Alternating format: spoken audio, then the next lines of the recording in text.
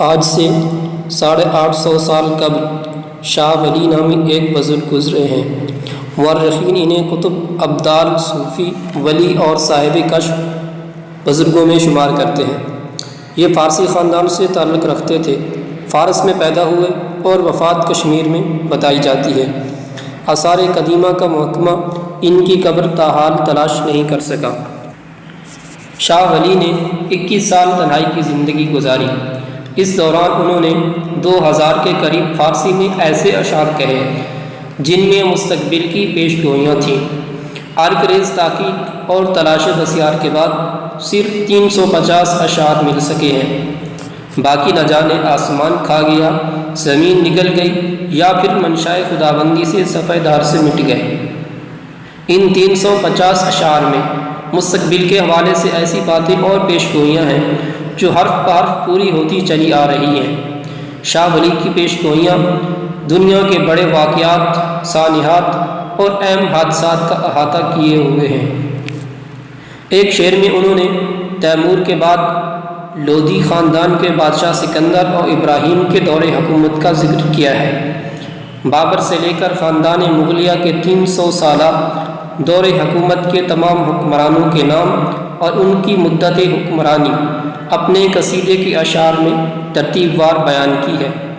1441 میں پیدا ہونے والے سکھوں کے پیشوا گرو نانک کا بھی ذکر ملتا ہے۔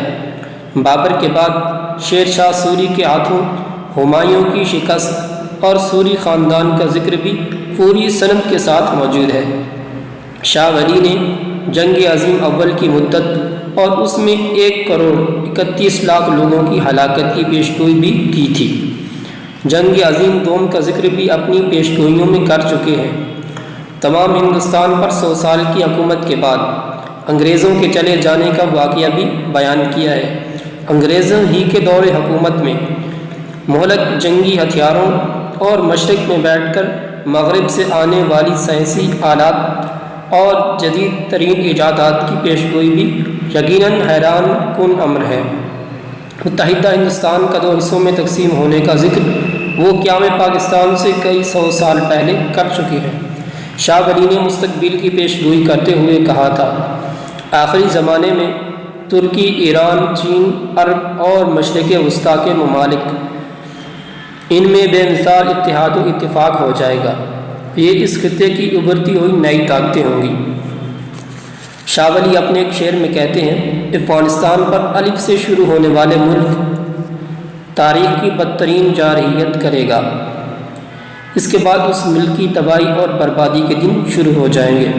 وہ ملک یقیناً امریکہ ہے جو آج تباہی کے دہانے پر کھڑا ہے۔ شاہ ولی کی ان پیشگوئیوں میں سے بہت سی پیشین گوئیاں آج ہمارے سامنے پوری ہو چکی ہیں۔